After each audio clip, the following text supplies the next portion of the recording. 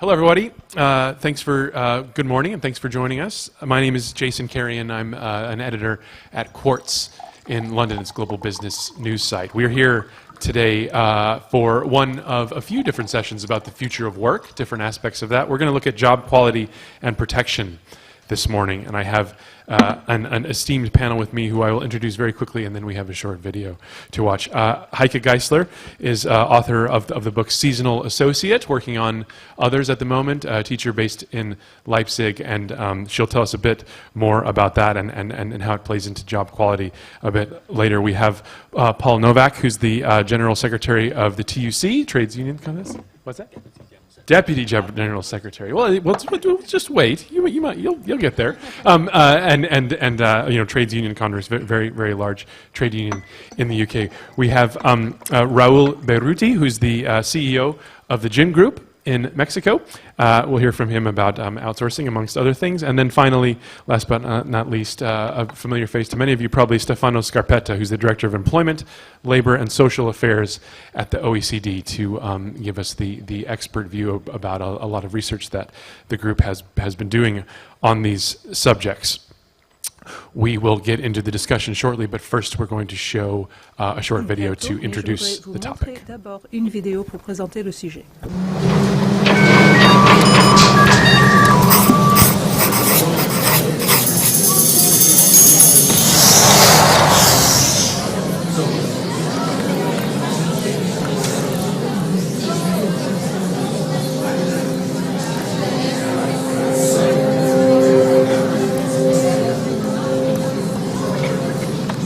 Work in the software industry, so the products that we build are internet products. AI has a part to play in that we have a lot of data about investments, and we use that data to help coach people to become better investors. I think that the software will enable a diverse new set of investors across gender, ethnicity, orientation, age, location.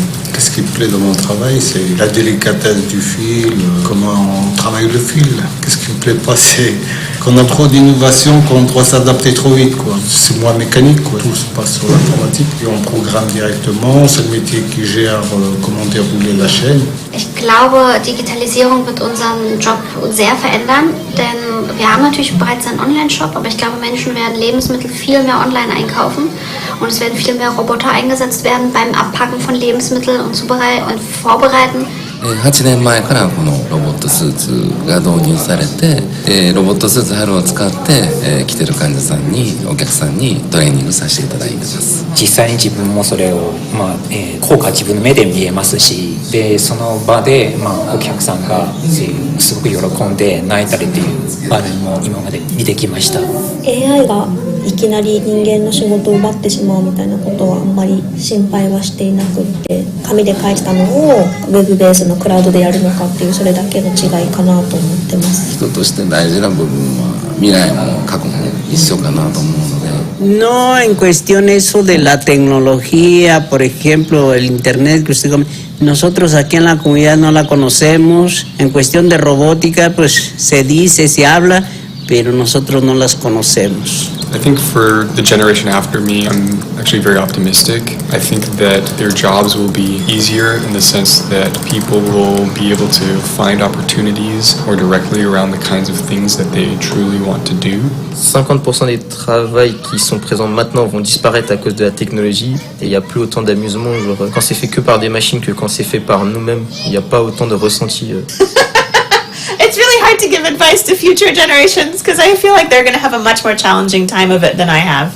I really hope that my child has a more interesting job but easier, if that makes any sense. I really hope that all of this technology that we're working so hard on developing makes it easier for human beings to have a nice work-life balance.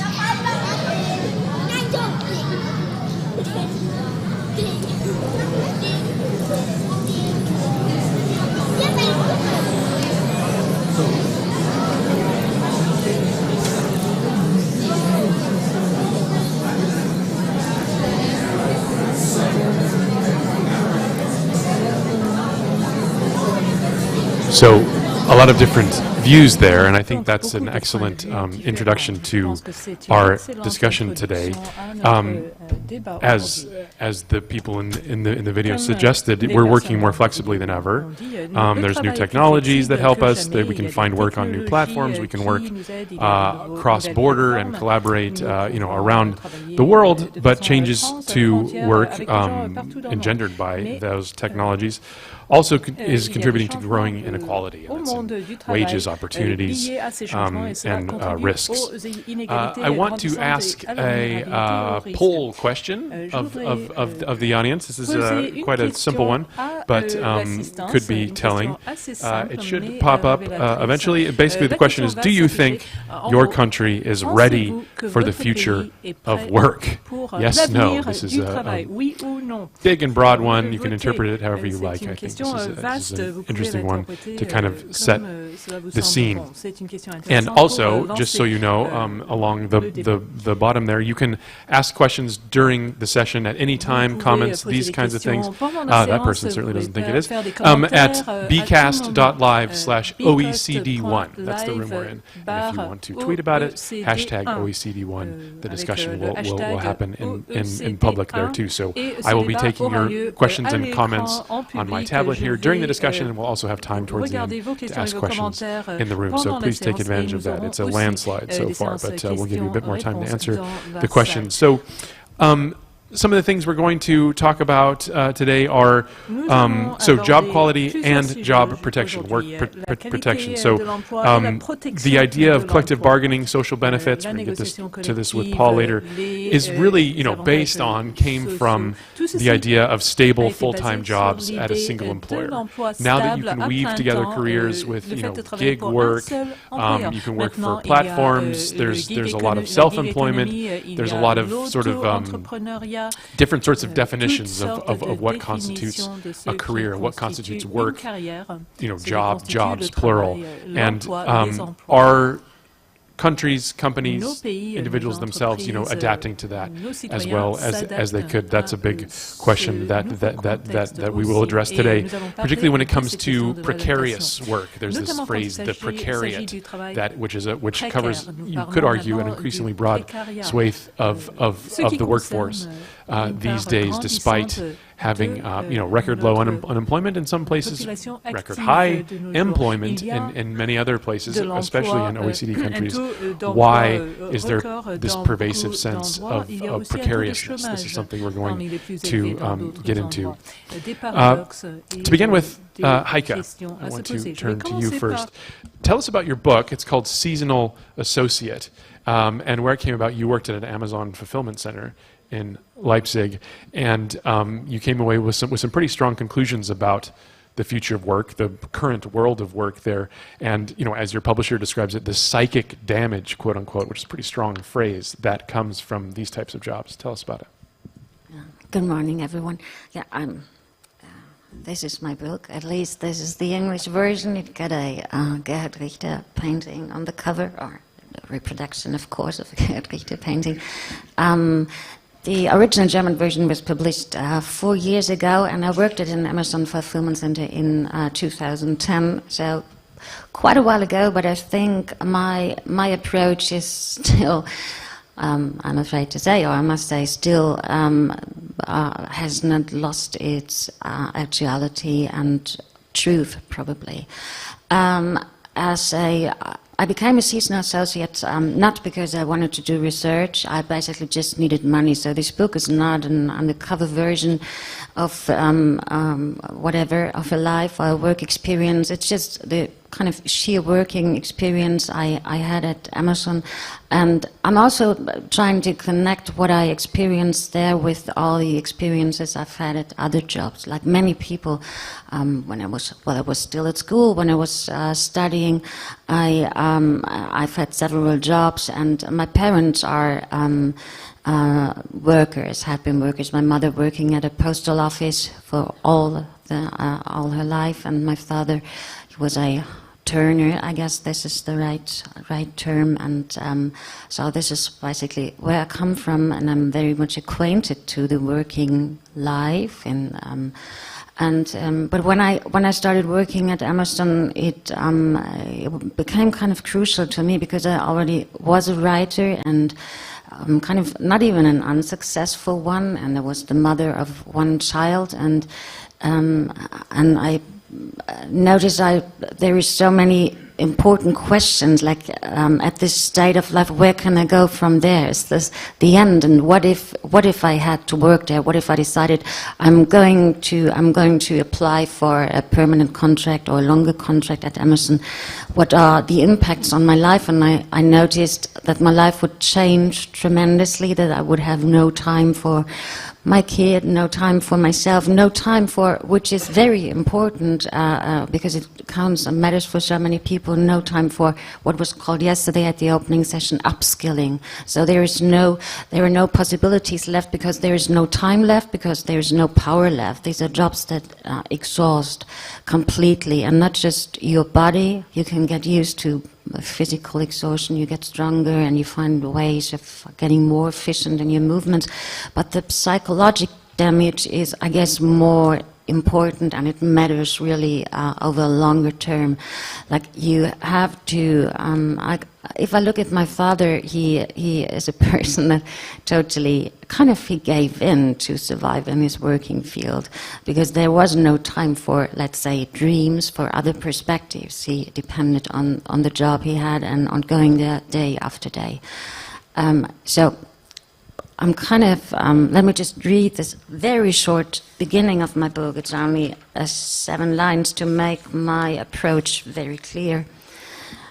Is all this a matter of life and death? I'll say no for the moment and come back to the question later. At that point I'll say, not directly, but in a way, yes. It's a matter of how far death is allowed into our lives, or the fatal, that which kills us.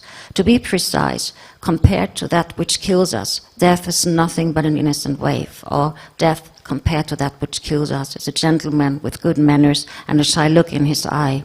So what is so dangerous about working there and about so many jobs is that they kill us. We are faced by so many jobs and companies that dehumanize work because they don't give time for communication, for improvement, for personal development that is only for yourself, for being a very good human being, for like the well-being. It is everything you do and have to react to is related to the company and for the well-being of the company. So that is aspects of dehumanization, and this is what I'm basically very much interested in and would like to improve. Yeah.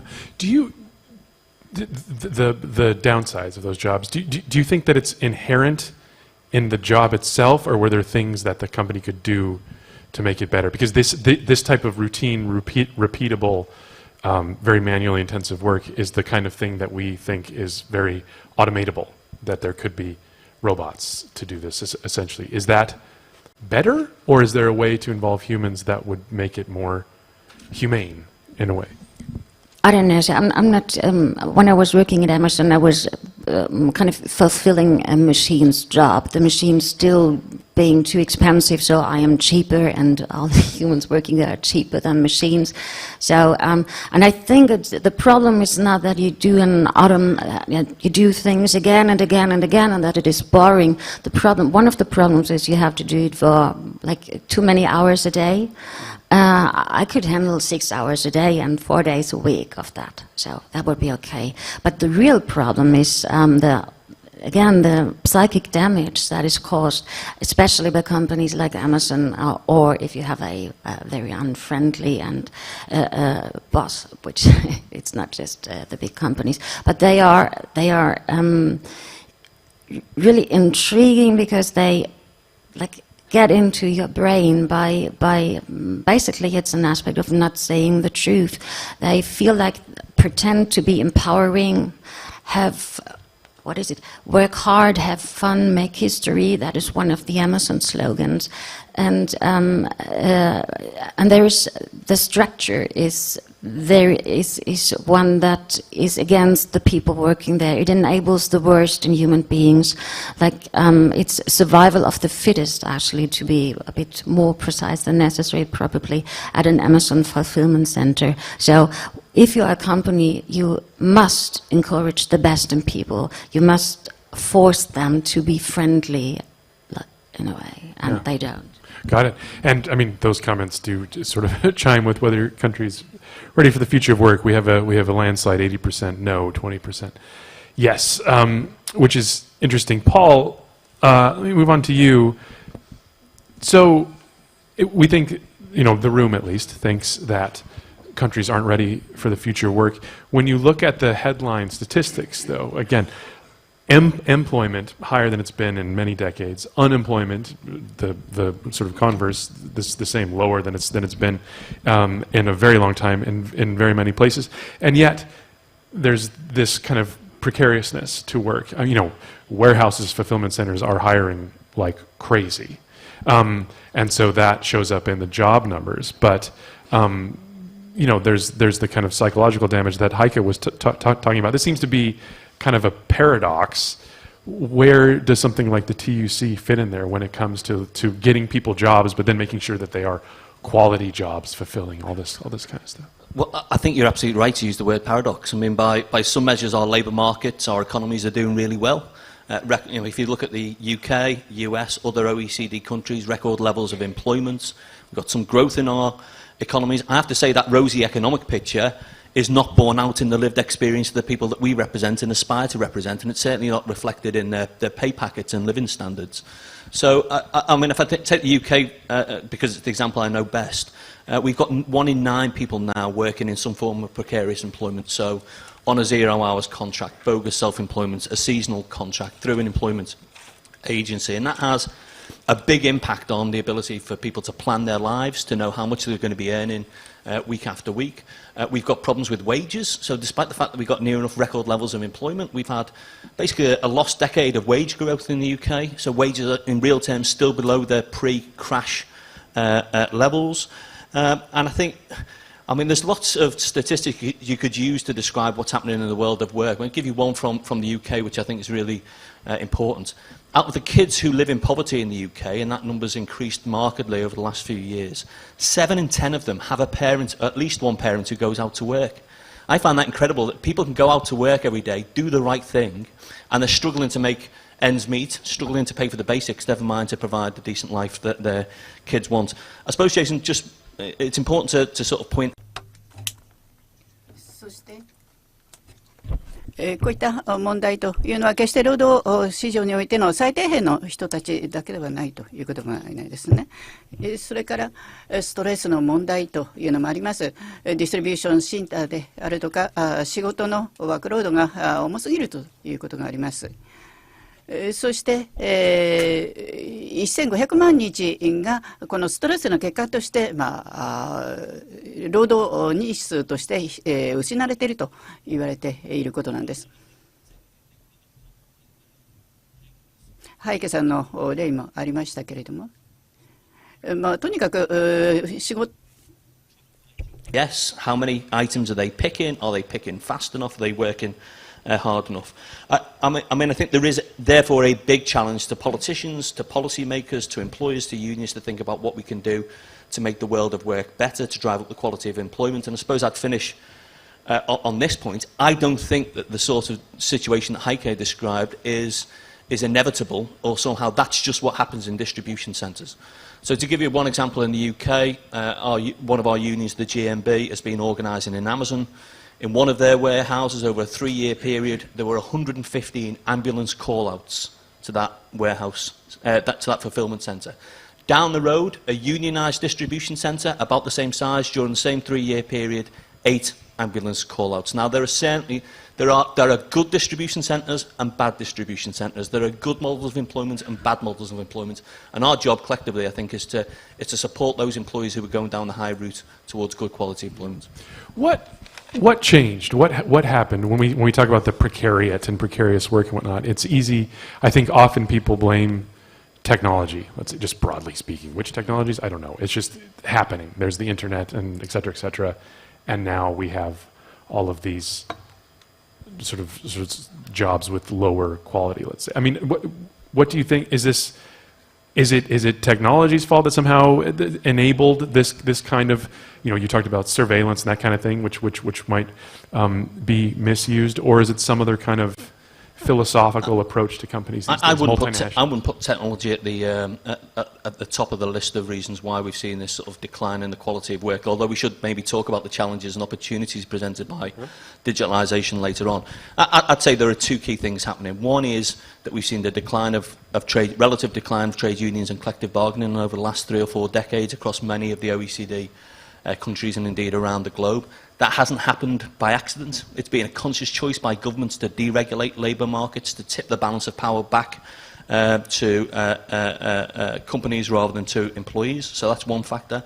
I think we've also seen, and it's linked to technology but not exclusively, employers developing new forms of employment which effectively transfer the risk from the employer to employees. So if you think about the people who deliver your parcels at home, the people who drive car, the bogusly self-employed, these are people who don't employ anybody, who don't work for anybody else, but they're not driving a company van or having a company pension. They're formally classified as self-employed. And so I think that sort of transfer of risk from employers to employees has been a real problem, and it's something that politicians and policymakers can't ignore because it has an impact on individuals. It also has an impact on our economies at large because people pay less national insurance, taxation, national treasuries lose out. This is a problem for all of us. Yeah. Very interesting. Thank you for that. Raúl, turning to you in Espanol, tell us what your company, Jin Group, does, and I know that you have some thoughts about how outsourcing fits into this, into what we've been talking about, the future of work. Please, Raúl. Muchas gracias.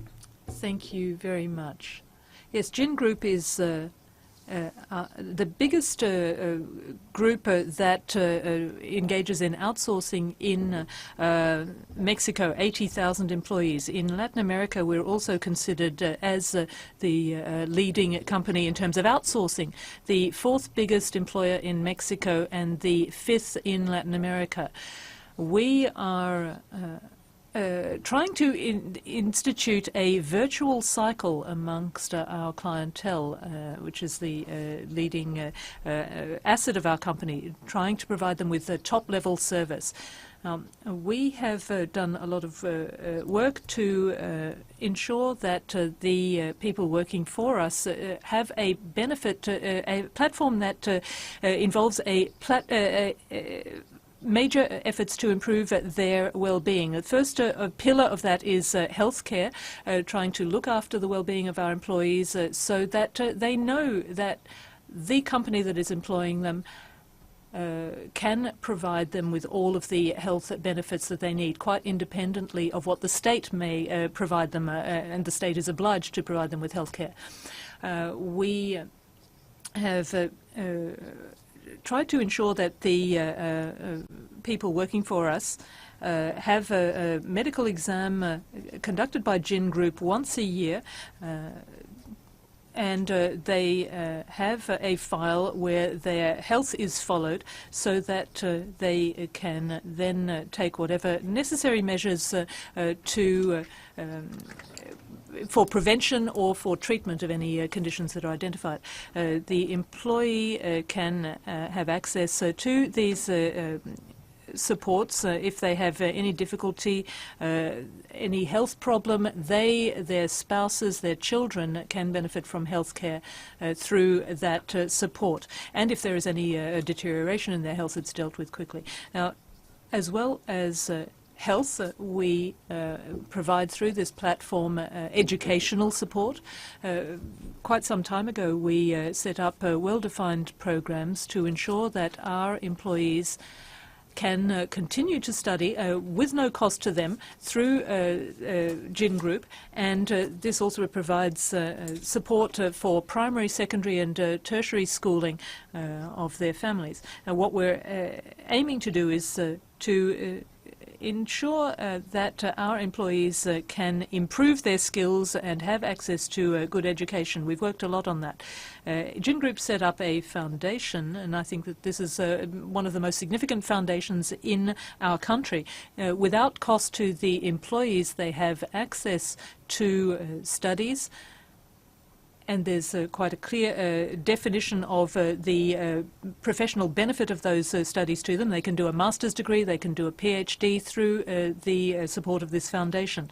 And we do that so that they can improve their skills. The decision-making is based on with regard to their career trajectories, is also based on that educational attainment. Now, at the end of 2018, we had 2,000 people in the group who hadn't completed primary or secondary schooling, and as at the 31st of December 2019, we will make sure that those 2,000 people will have finished their preparatory studies, which enables us to improve their future prospects. With regard to work, with regard to their salary as well. And the other thing that we're doing in the context of this platform is looking after the assets of our employees. We have a lot of added value, a lot of assets, and we are ensuring that that benefit is passed on to our employees, and that relates to their health costs. We also cover funeral costs. That is something that we provide. If any of our employees were to die, then the group immediately takes charge of the entire process and supports the families and the colleagues. So that is, of course, quite independent of the great grief that occasions to the families. But we provide support, and we take charge of the financial burden for people associated with accidents and death. And we also have made a provision. We have a fund that is quite a significant fund to cover those costs. Jin Group can also provide cash support to reduce the financial impact associated with these events. We also provide psychological support for these kinds of events. And the other thing that we have worked on is providing our employees with support with regard to job satisfaction, to make sure that people working for Jin Group are happy. And we are doing that, among other things, to reduce turnover. We're seeing decreased turnover as a result of all of these efforts to improve working conditions, to pay dividends, to give people support for costs that they may encounter. We have agreements with cinemas, with theatres, with other entertainment venues to subsidise these kinds of entertainments for our employees. Give them the possibility, in addition to the measures that we implement to support their job, the means to really enjoy what society has to offer. All of this goes to improving productivity. A lot of what you're describing there sounds like sort of a parallel state in some ways. You're doing a lot of things that perhaps we would expect the government to do. How do you interact with kind of public policy, industrial policy, the sort of government social safety net there? Do you feel like you're supplementing it, or are you basically replacing it?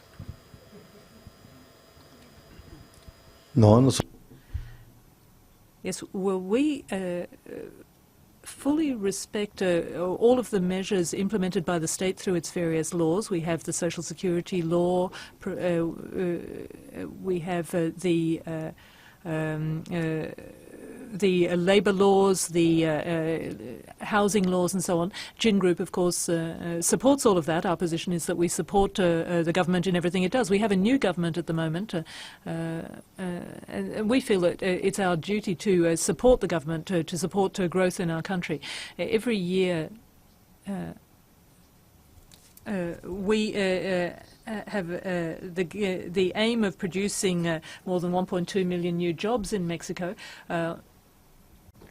More than 50% of our population is young, aged. Our workforce is aged basically between 15 and 40 years of age. At least half of those people, therefore, need to benefit from this job creation. But we aim to offer additional support that the state can't provide, but that the employee needs, in a sense. When it comes to major medical costs, for example, we are providing support to our employees and covering them for risks associated with accident, with disease. We have insurance that is of high quality, major worldwide insurance companies, and we're talking about 180,000 or 280,000 employees providing high-level services at low cost for them. That enables our employees to improve their situation and to do things that the government doesn't necessarily cover, because the government has its laws, it has its structure, but we go beyond that. We have our foundation. To our employees, we give them the possibility of studying, of learning English, for example, regardless of the job they hold. Our economy is globalized, and so it's very important for people to be competent in English. So we're making a major effort also to ensure that everybody can also train in digitalization, given the way the world is evolving at the moment. We're trying to generate new things as well and provide things that the employee would not have access to otherwise. So Jin Group has this platform to improve employee well-being and to improve quality of life. That is also a way of generating employee loyalty and reducing turnover. So we're seeing that as the knock-on effect. We are seeing reduced turnover. And, of course, it provides additional productivity for our clients, which generates more payment of taxes, which generates, in turn, higher wages, and so on. So a virtual cycle that we're instituting. Yes. Great. Stefano, coming to you last to help me sort of weave some of this together. What has the OECD found recently? I know it has, its latest employment outlook, which is not too old now. What from your perspective, from the OECD perspective, how do you explain like the paradox we were talking with Paul, the kind of psychological effects that a lot of jobs have now on people? We're talking with Heike, and then the sort of different forms of working and different kind of arrangements that like Raul was talking about. Tell us what the OECD has kind of found out about what's happening from a macro perspective in labor markets. Thank you very much, Jason, and good morning to all of you. Indeed, the OECD just released the employment outlook on the future work only a month ago. Maybe the high-level message that in the employment outlook is what you also had in the first video. There was a sort of a sign with two hands that say, the future is in our hands. And indeed, this is one of the messages of the employment outlook. The second message is what a number of you seems to be responding in the poll that we're running now. Maybe we are not ready. So we need really to adapt in a significant way our policies to be able to face the challenges that our labor market is already posing and will be posing going forward. I think there is a lot of uncertainty, of course, about how the future will shape up.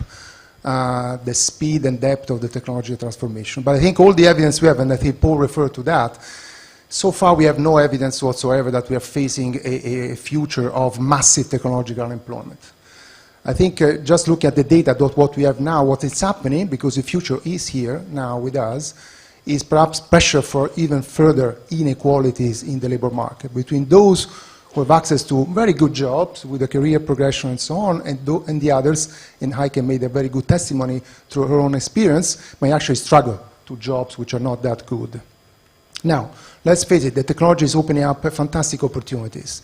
We can automating dangerous, unhealthy, and even tedious tasks. Is open up opportunity to work more flexibly when we work, where we work, how we work.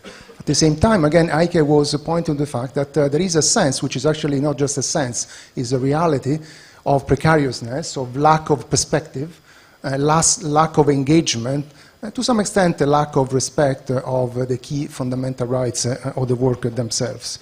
Paul mentioned one, and you were referring to that, about one puzzle.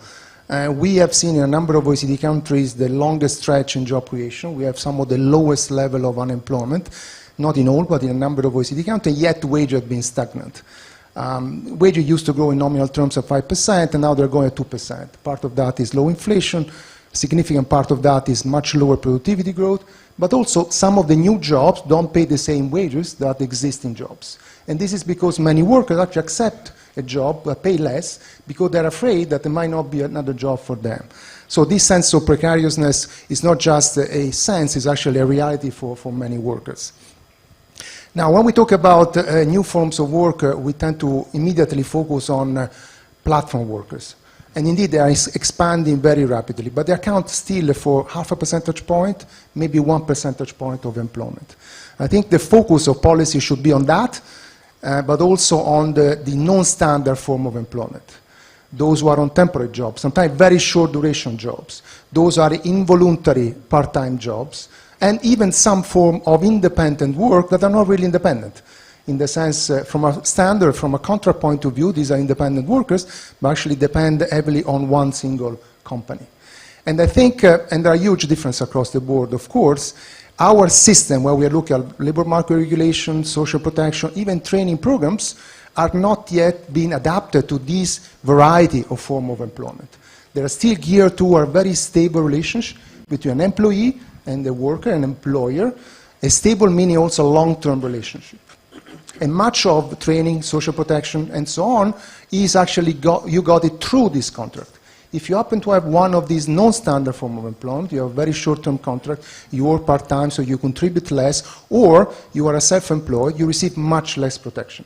So I think one of the main messages of the Employment Act, we really have to adapt our policy and institution to be able to provide to everyone some form of protection, which is not the case, again, in most of the countries. The statistics are there. We got 1 in 7 workers is self-employed, 1 in 9 is on a temporary contract.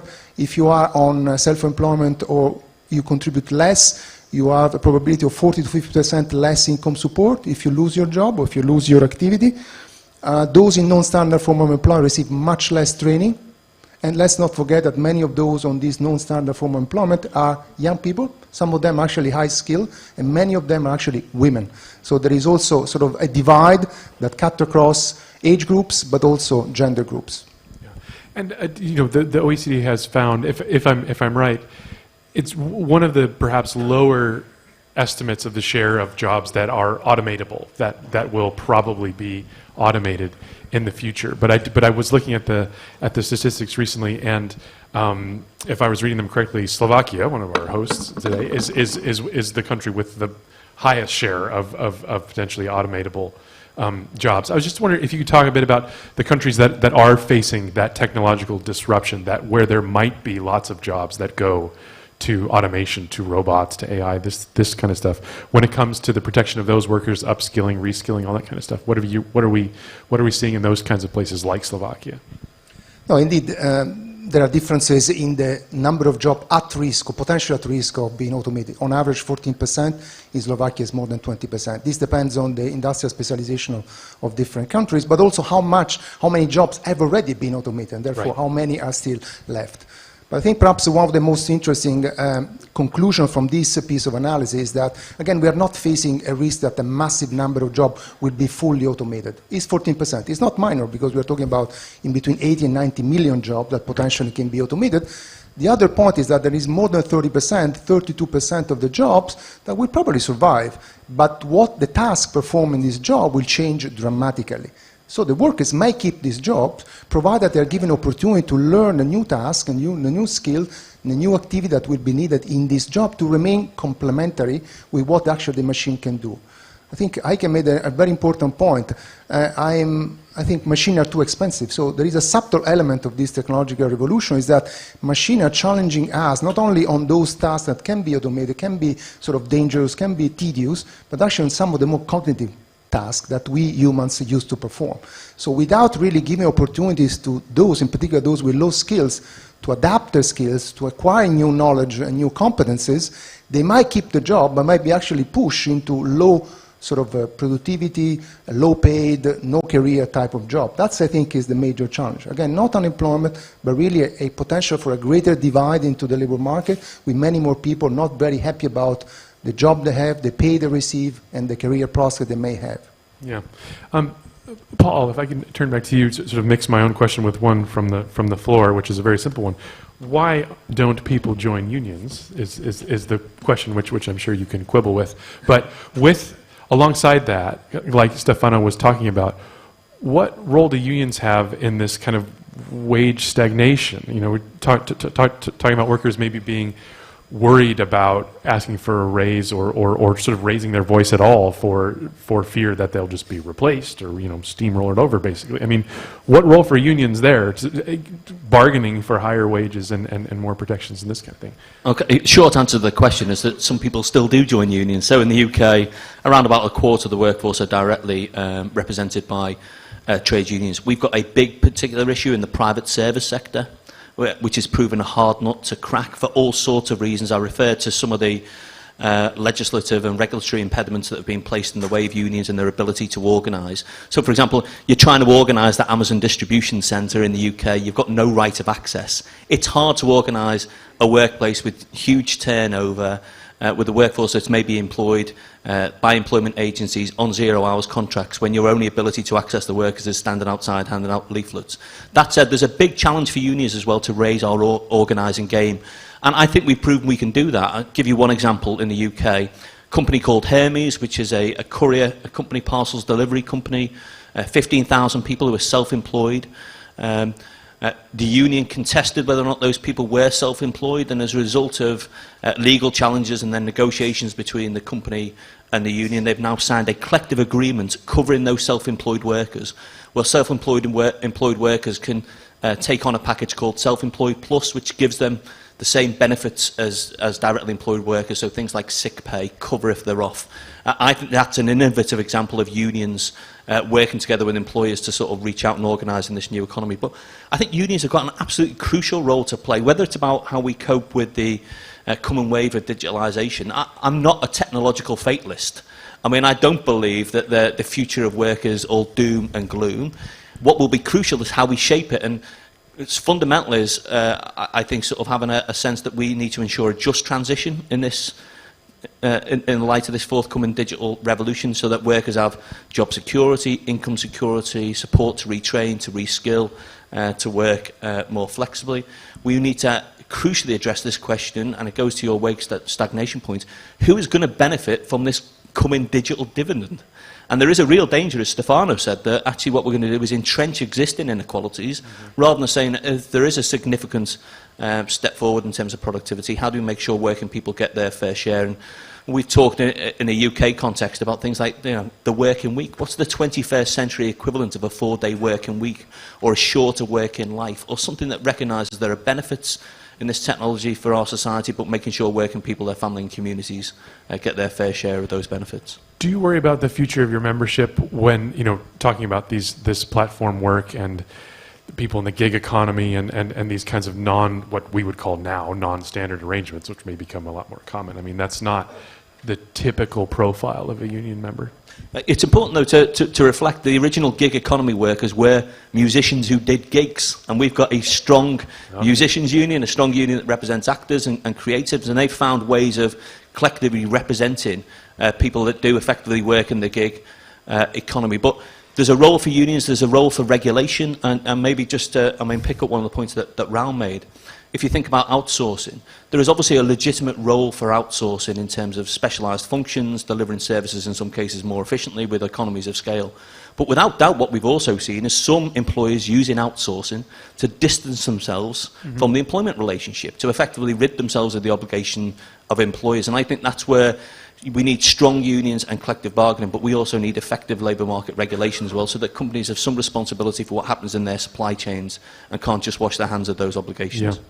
Yeah. Another question from the floor I want to put to you, Raul, about the future, how labour markets, how the rapidly aging, the aging workforce that we have across a lot of the OECD, maybe not as much a problem in Mexico, but you look after so many different employees. I'm kind of curious, for the older workers under your employment, do you think we need to do anything different to help them? We talk a lot about reskilling, upskilling, and that can be hard, I think, especially for older people who maybe used to like one type of work and are now asked to do a bunch of different things. You had a lot of educational programs. Do you have to tailor those specifically for the older workers?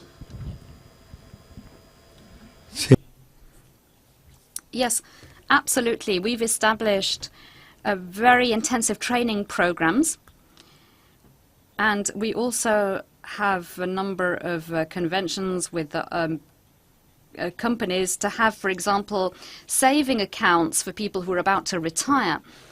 And recently I was telling you that we launched a program in which we sought that people who haven't completed primary school, secondary school or higher education can go back to school. Very often these are people who are 45, 50 or older, and when we implemented this program, the first major success was that we retained our staff. Why? Because we were proposing a program that was free for the employees, and they could follow this training online and also through courses, so that they could then complete basic education if they hadn't had an opportunity to do that as a child. And this makes it possible for them to develop in all sorts of ways, not just professionally. So we think that training, not just basic training, but other forms of training are very important. Also, to make sure that the employees can relate to the company and can continue to work and deal with the employers, with the customers. So we're developing all sorts of training programs. We've established an agreement with one of the larger global companies delivering training. We've also prepared a platform to produce 8,000 different courses, and all this will be provided for free. And in that way, according to the type of activity, the employees will be able to choose different courses. We, in terms of digitalization, we also have a number of programs here again for free to acquire skills. These can be very basic skills, they can be more complex skills, because in Mexico, fortunately, we have the Bajío and Baja California and Quintana Roo. These are regions in Mexico that have very high levels of growth, and they need a lot of specialized and skilled workers.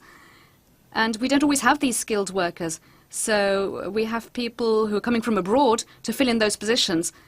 And what we're trying to do is to make sure that in those regions and in those sectors that are very automated and digitalized, make sure that all the workers can acquire the right skills to occupy those tasks and positions. And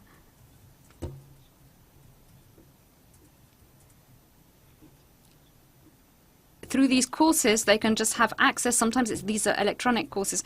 There's also a university, and through the university, we are preparing training around 4 major activities. And so Jin Group, through this university, it's our university, can actually train these people. And these people who are studying, after a while, will be able to work for Jin Group. So they go through the course first, and then we place them within the group. So this training is a major issue for us. We've been doing a lot of work on training, and for us, digitalization is a real opportunity and to achieve very positive outcomes for our country, because it means that we need a major transformation. Heike, can I just put some of this back to you? There's a few questions coming in of the sort of variations on, again, about the quality of work. Did you ever sense when you were at Amazon or just looking at work, would being in a union have helped you? Was the government helping you? I mean, how would you define a quality job? And then with that, are there public policies that can help? Are there employment agencies that can help? Are there unions that could help this kind of thing? Or is it more ineffable than that? It is a very interesting question, and while I was listening, especially to you, I thought, well, I am not organized in a union. I am a writer and freelance writer, and I teach at university, and I just noticed I do not get paid when there's vacations. So I should organize, because that is just not fair. And usually I don't think about organizing or becoming a member of a union, but unions are important, and they should be more in the focus of all our attention, especially of the attention of those who are working and related to people who are in the working field.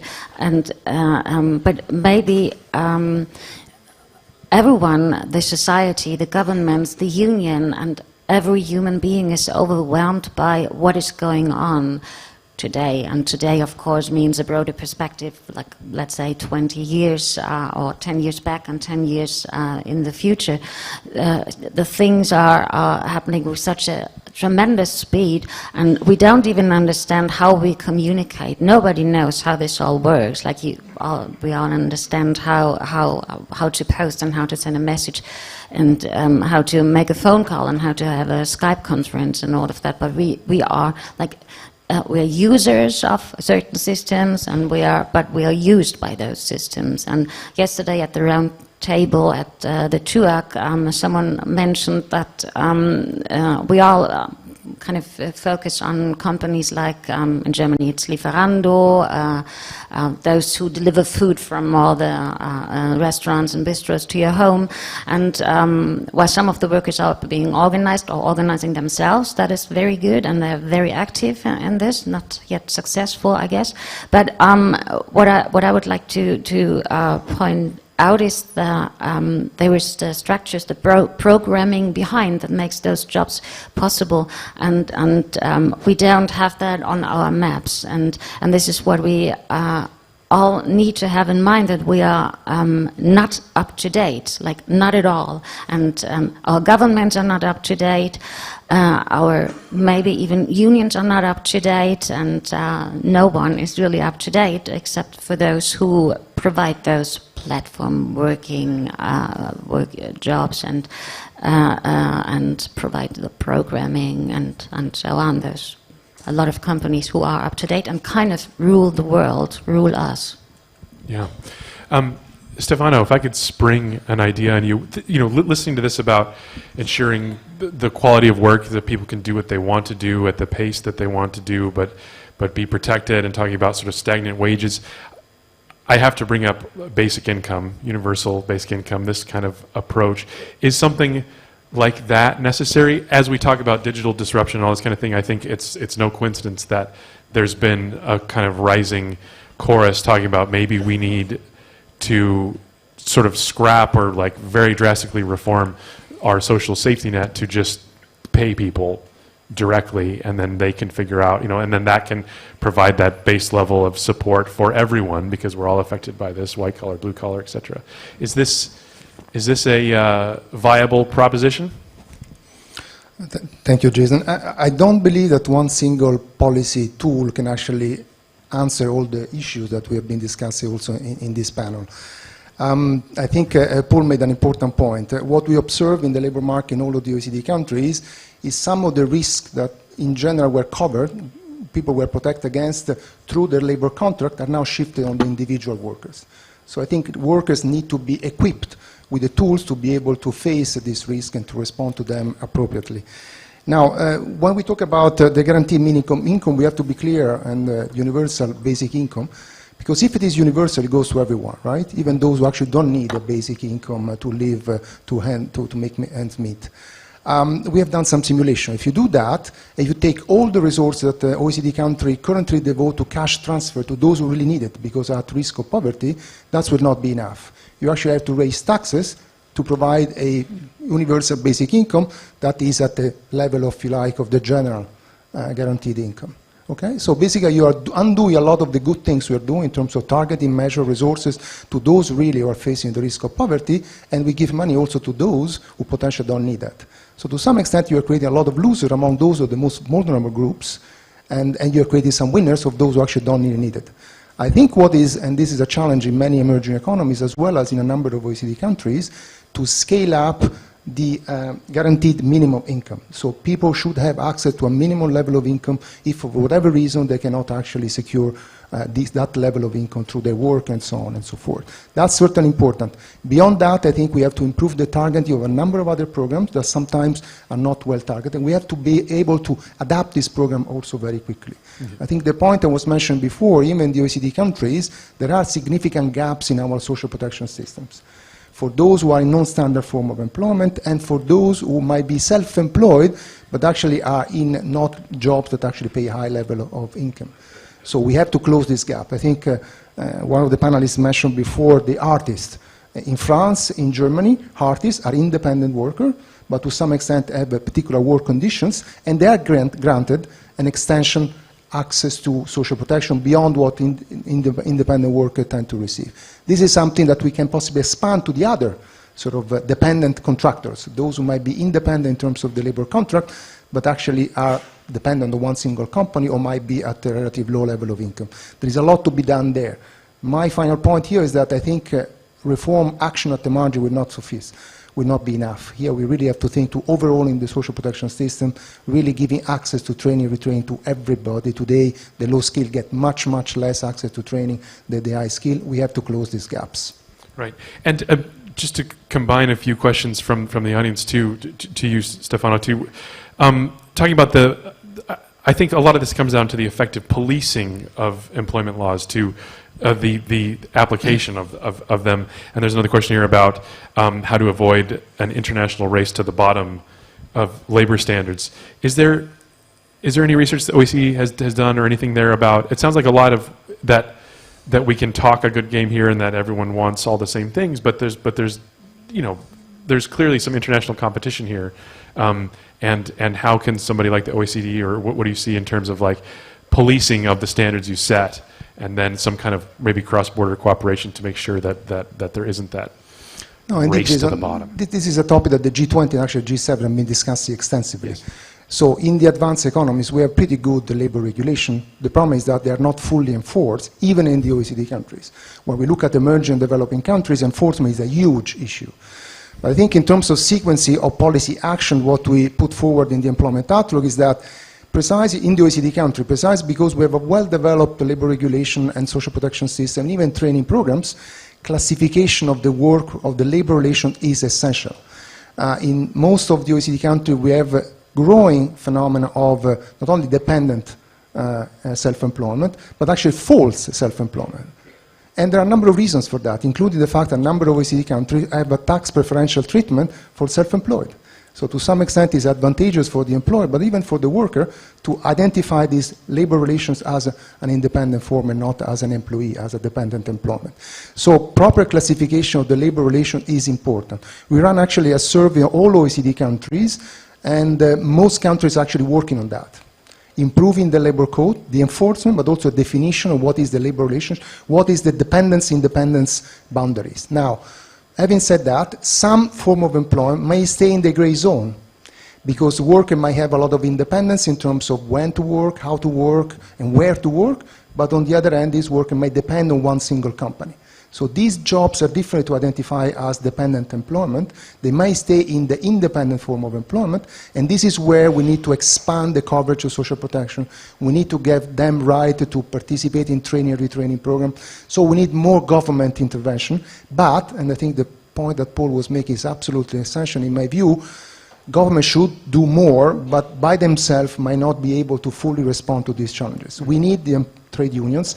We need the company themselves to be part of the solution by providing training to also the low-skilled workers, to extend the some form of social protection, for example, platform companies. So we need also the business sector to play their own role. Right. Thank you. Paul, you wanted to respond to that, and just to let you know, I would love to take a few questions from the floor, so if you have any, get them ready, put your hand up. Just very quickly on that specific issue, I mean, I think this is where governments need to work together, and things like labour standards and the enforcement of labour standards need to be hardwired into trade agreements. And I promised myself I'd get through this session without mentioning the B word, which is Brexit. But just to say, I mean, crucially important for us in terms of whatever the outcome of Brexit is, that we have, that we make sure that UK workers retain the rights that they have, which derive from our membership of the European Union, not just now but going forward as well, because it's in the interest of workers in the UK and indeed the interest of workers in Europe not to have the UK as a deregulated labour market somehow separate, and that's one of the values of that single market membership for us. Right. Any questions before? We have one in the middle here. Do we have any? Well, maybe just stand up and we can hear you and I will repeat it.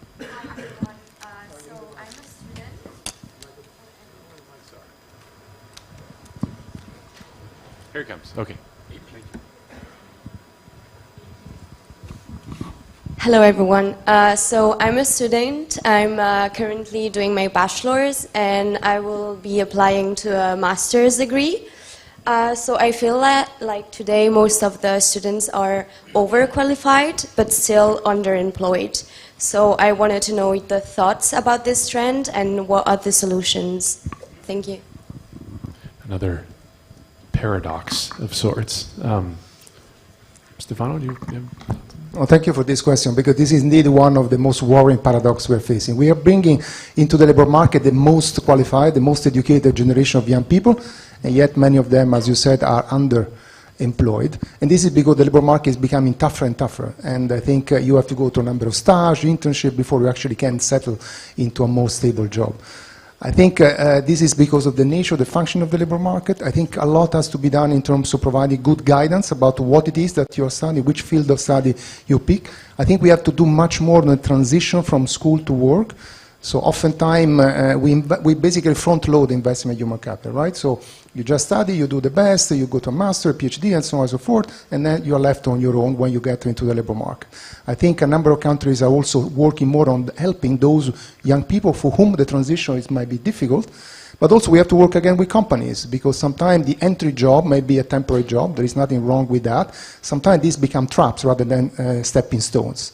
So we have to work again with the business sector to bring, to move them away a little bit from the short-termism, whereby they need new function and new skills, then they bring them into the market by hiring new workers. And I think also for their long-term perspective, invest more on the human capital, making sure the internships are what they are. So internships that potentially lead to a further development in the company. So there's a lot to be done on the government in terms of policies, but I think we have to have this conversation also with the social partner. And unions, again, can and are playing an important role in this transition from school to work. Yeah. We have a question here. Yes, stand up, please. Thank you. Mr. Scarpetta, excuse me. You said that you haven't seen so far a massive unemployment because of technology changes. One of the American Democratic presidential candidates, Andrew Yang, one of his stories is that there are 3 million truck drivers in the U.S. that will be replaced over the next 10 years, and there's 5 million people that depend upon those truck drivers coming into their hotels and restaurants that will also be out of jobs. So is it possible that we're just on the cusp of some massive changes?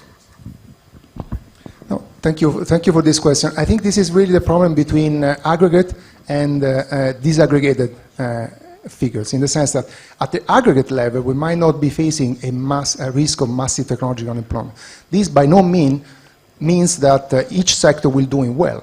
And indeed, the truck industry is one very good example. There's some interesting work done at OECD, whereby they study the way in which the technology will evolve, and autonomous trucks. This will not be linear by no means. So at some point, using autonomous vehicle will become advantageous for the truck industry, and therefore there will be a massive transfers of trucks from actually human driven trucks into autonomous trucks. And this would be a major disruption for the sector. So there, in that particular case, the problem is how we are going to go retraining and helping all those truck drivers who have to find another job. So again, this is again the difference between aggregate, not necessarily a problem of quantity. In my view, there is more a problem of quality of jobs and ensuring that everyone has access to quality jobs. But then individual sector. There will be a lot of transformation. There will be the need for a lot of reallocation of work across sectors and across functions. And we have to understand what kind of competence they have, what they need in order to acquire the new competence that will actually allow them to move into new jobs. But there can be disruption, and some worker might actually lose because they might not be able to find a job that is similar to the one they might have lost. Great. Well, we have only 5 minutes left, I'm afraid. Thank you for all your questions. There were a lot coming in online and also in the room. Sorry I couldn't get to all of them, but there's lots more future of work discussions to happen even today. I want to give each panelist some time for kind of final concluding remarks. And what I think would be great is that if we could each talk about sort of one takeaway. What could the OECD do? What could national governments do? Companies, unions, workers themselves? Pick one or any, and tell us one thing you think that we could take away from this. One action that would help address potential shortcomings in the future of work when it comes to job protections, to job quality, to the types of things that we've been talking about today. So let's talk some maybe concrete actions or points that you think are particularly important. We'll just go in the same order. Heike, I'll start with you. Okay, at least less time to think about it. But maybe what I think. Let's just speak from a more personal perspective. For me, it took me years to find out I'm not the one who's guilty. It's structures, and structures begin with education or even with your birth. And one more aspect I would like to mention for the generation that is permanently aspiring and never getting anywhere, like never getting a job. This also means that people stop raising families or start so much later. That is what I noticed in my personal surrounding. People are afraid of becoming families, so we have to focus on naming the structures and naming enemies, to use that word. And it is also individualized, and I feel responsible if I fail, and I'm not the only responsible. I'm not the only one who's responsible. So we have to relieve people from the weight on their shoulders and make clear you are not the only one responsible. There are certain things you can do and you have to do, but we also have to really stress out that the government have to be more responsible and more up to date again, and and the companies too. I don't want to be ruled by governments. No, I do want to be ruled by governments. I don't want to be ruled by companies, and this is of course what's happening at the moment. Thank you. Paul. 3 action points, 1 minute, I promise. Great. First of all, I think that governments need to have an explicit commitment, not just to set themselves explicit targets, not just on the quantity of employment, but the quality of employment as well. It speaks to the point that was made before about underemployment. That means industrial strategies that put good quality employment at their heart, and not just industrial strategies that focus on aerospace and automotive, but how, for example, do we drive up the quality of employment in retail, in social care, in hospitality. Second point, labour market regulation and a framework of labour market regulation that's fit for purpose in the 21st century, so that it doesn't matter whether you're so-called self-employed or working for an employment agency or working on a casual contract. Every worker gets basic rights and the ability to enforce those rights. And the third point is, and I think this is reflected in the OECD's employment outlook, a crucial role for workers and trade unions and collective bargaining help mediate this future of work. And that means in all the traditional ways that we talk about, but also about thinking about collective bargaining for the 21st century. If Uber's algorithm determines the rate of pay for their drivers, then we should have the ability to influence that algorithm, to have some transparency in how people's pay terms and conditions are set. Right. Thank you. Raul, closing remarks. Muchas gracias. Thank you very much. I'm just going to talk about the Mexican point of view. Outsourcing is very important for an economy like mine to grow in a significant way. We have companies like the company that I represent, Jin Group, which are working on a very important contract of providing support from the recruitment to the administration of staff through the essential aspect of training. And what we're trying to generate is people who are studying, that are preparing themselves for the future. And in Mexico, for example, a while ago, a significant proportion of our population aged 15 to 40 were vulnerable, and so that's 27% of the total population, and we need to focus on them. We were not preparing them and training them in the past, but now I think that we need to do that, because otherwise our future will not be prosperous countrywide. So Jin Group is a recruitment company and a subcontracting company. We've worked a lot on the issue, providing a platform for our staff to be able to make the best possible effort to improve their skills, to take training opportunities, and all of this improves their quality of life. For the business sector of our country, for the government, it's very important to support subcontracting and this sector of the economy, which will have an effect for society. We need to be aware that the most important things to enable a country to achieve growth is providing this preparation and the support to generate the 1.2 million jobs that we need to generate, that we need to create. We need to enable people to proceed in a straightforward manner. We need to make sure that we have this ongoing training. And we need to focus on the employees of all of the companies that make up our country and on their well-being. Otherwise, growth will be minimal.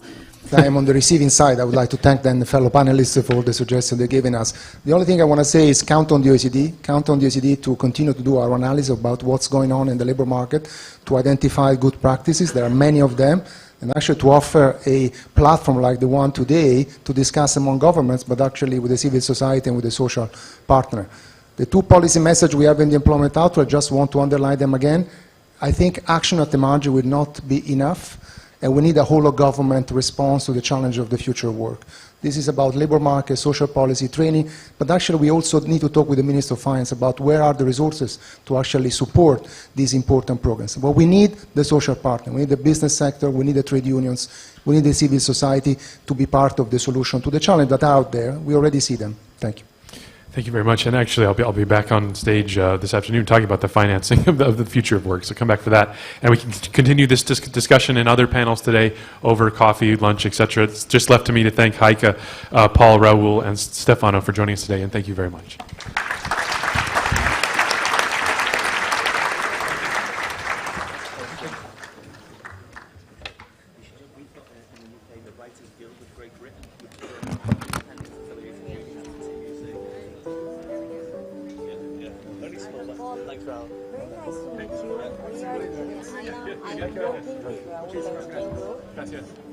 We have a very strong relation with Napoleon Gomez Urrutia that sent you a house.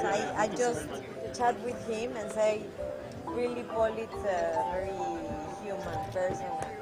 We want to discuss with you on any time in the day that you have.